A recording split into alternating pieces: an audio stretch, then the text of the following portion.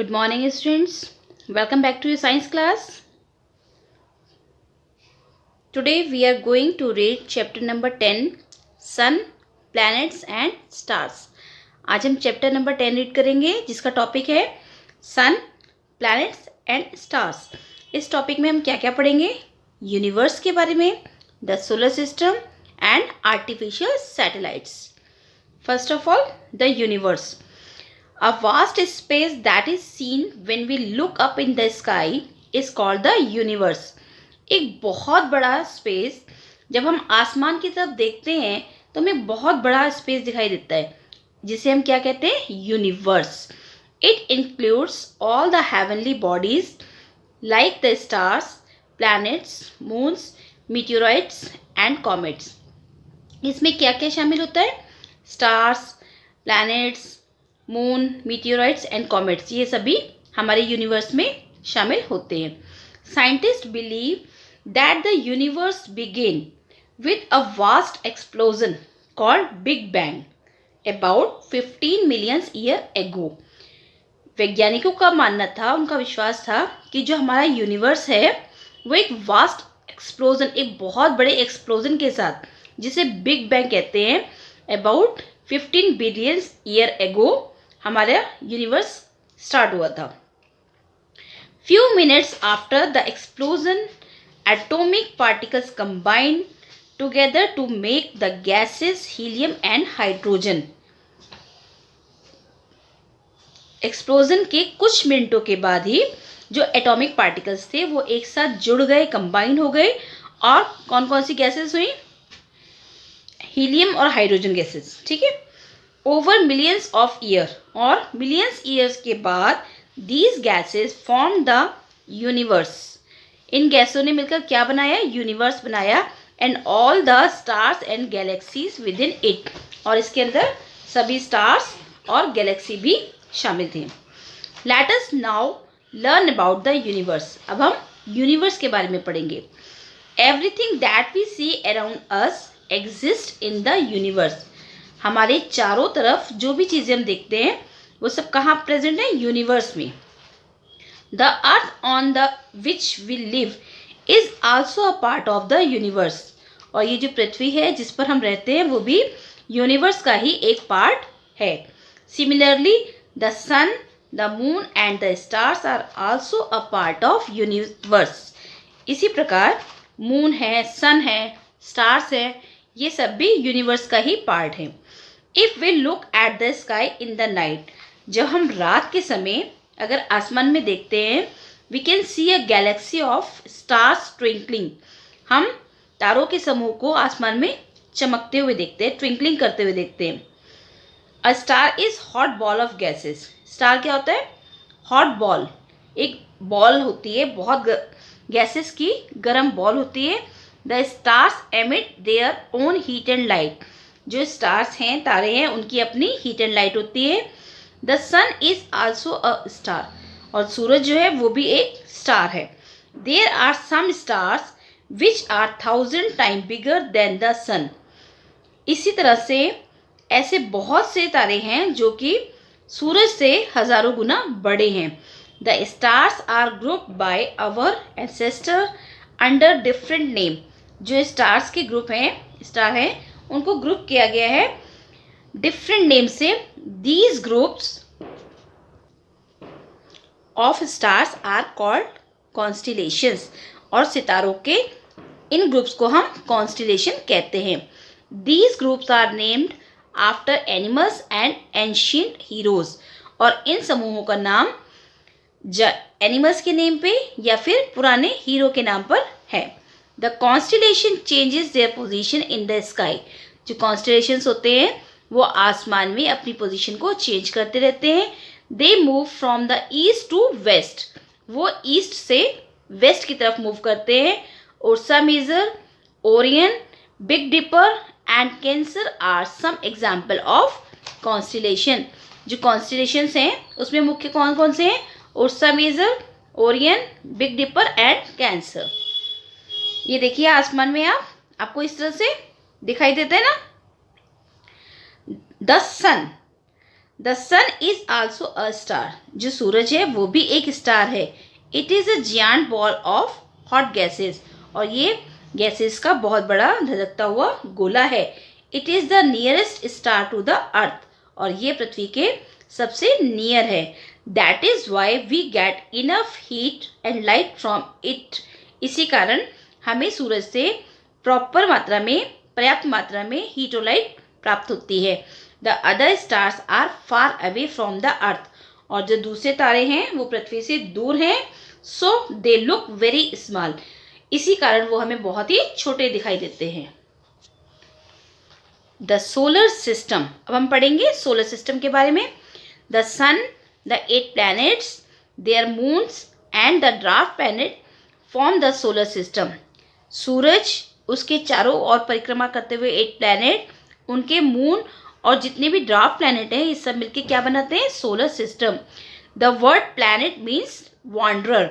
Planet में word का मतलब क्या होता है? Wanderer. Planets do not emit light of their own, जो प्लैनेट्स होते हैं उनकी अपनी लाइट नहीं होती है। They only reflect the sunlight, वो सूरज की रोशनी को रिफ्लेक्ट करते हैं। These planets are made up of rocks, metals and gases, और ये जो रॉक्स होते हैं किससे बने होते हैं? रॉक से, मेटल से एंड गैसेस के बने होते हैं। They are Mercury, Venus, Earth, Mars, Jupiter, Saturn, Uranus and Neptune, और ये जो 8 प्लैनेट्स हैं ये उनके नाम हैं। कौन कौन से हैं? सबसे पहले mercury, Venus, Earth, Mars, Jupiter, Saturn, Uranus and Neptune, ये हमारे 8 प्लैनेट्स हैं जो सन के चारों ओर घूमते हैं। All the planets in the solar system revolve around the sun in their own orbit but in the same direction, और ये सभी प्लैनेट जो हैं सोलर सिस्टम में सूरज के चारों तरफ रिवॉल्व करते हैं अपनी अपनी कक्ष में, अपने अपने ऑर्बिट में और सेम डायरेक्शन में।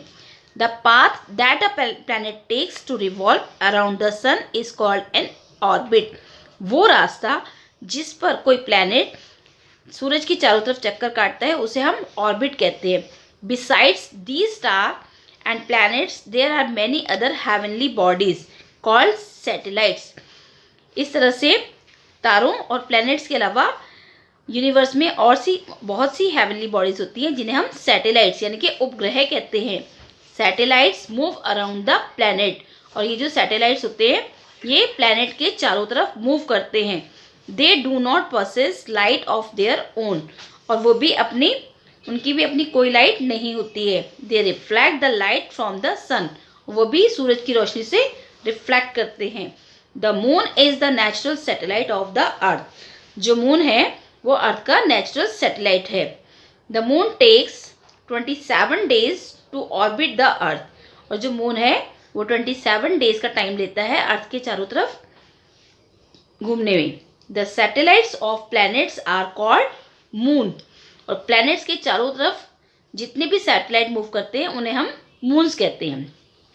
Now let us learn about the planet, अब हम प्लैनेट के बारे में रीड करेंगे। First, Mercury, it is the closest planet to the sun, ये सूरज से सबसे नियरेस्ट प्लैनेट है। It is the hottest planet of all, और ये सबसे ज़्यादा गर्म प्लैनेट है। It takes 88 days to orbit the sun, ये सन के चारों तरफ राउंड लगाने में 88 डेज का टाइम लेता है। इट हैज़ नो मून्स, इसका कोई मून नहीं होता। We can see it with the naked eye, और हम इसे अपनी नेक्ड आई से यानी कि नंगी आंखों से देख सकते हैं। सेकेंड है Venus, it takes 225 days to orbit the sun, ये कितने दिनों का समय लेता है? 225 दिन का। It is the brightest of all planet, और ये सभी प्लैनेट्स में सबसे ज़्यादा चमकीला प्लैनेट है।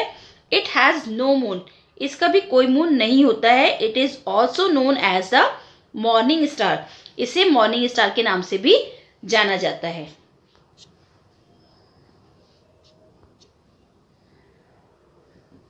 Number third, earth. The earth is the only planet that supports life, earth वो प्लैनेट है जो लाइफ को सपोर्ट करता है। It takes 365 day and 1/4 days to orbit the sun, और ये सूरज के चारों तरफ चक्कर लगाने में 365 दिन और 6 घंटे का समय लेता है। It has only one satellite that is the moon. इसका सिर्फ एक सैटेलाइट होता है जो कि मून है। Number 4 Mars. It is red in colour, ये रेड कलर का होता है and it takes 687 days to orbit the sun. और ये अपनी कक्ष में सूरज के चारों तरफ 687 डेज में चक्कर लगाता है। इट हैज़ 2 मून्स, इसके 2 मून होते हैं। Jupiter, it is the largest planet in the solar system. Jupiter जो है सोलर सिस्टम में सबसे बड़ा प्लैनेट है। It takes 12 years to orbit the sun. कितने दिनों का टाइम लेता है? 12 ईयर्स का। जुपिटर हैज़ 16 मून्स, जुपिटर के 16 मून्स होते हैं। It can be easily seen with the naked eye, और इसे भी हम नेक्ड आई से ईजिली देख सकते हैं। नंबर 6 पे है Saturn. It is characterised by rings, इसके चारों तरफ रिंग्स होती हैं। It takes 29.5 years to orbit the sun. ठीक है, ये 29.5 ईयर्स का टाइम लेता है सन के चारों तरफ चक्कर लगाने में। It has more than 18 moons, इसके 18 से भी ज़्यादा मून होते हैं। More than any other planet in the solar system.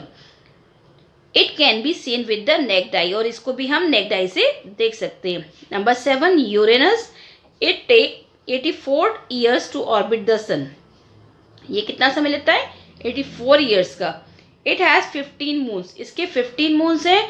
It can be seen with the naked eye, और इसे भी नेक्ड आई से देखा जा सकता है। Number 8 Neptune. It takes 165 years to orbit the sun and it has 8 moons. ये कितना समय लेता है? 165 डेज का समय लेता है और इसके 8 मून्स होते हैं। ठीक है बच्चों, और ये सबसे कोल्डेस्ट प्लैनेट होता है क्योंकि ये सबसे दूर होता है। ठीक है, कोल्डेस्ट एंड फार्थेस्ट प्लैनेट होता है। Now artificial satellites. The satellite launched by man that revolve around the earth and collect data and information about various things are called artificial satellites. वो सैटेलाइट जो मनुष्य द्वारा लॉन्च किए जाते हैं, ठीक है, रिवॉल्व अराउंड द अर्थ, पृथ्वी के चारों तरफ मूव करने के लिए और डाटा और इन्फॉर्मेशन को कलेक्ट करते हैं, उन्हें हम आर्टिफिशियल सैटेलाइट्स कहते हैं। Sputnik 1 was the first artificial satellite launched by man.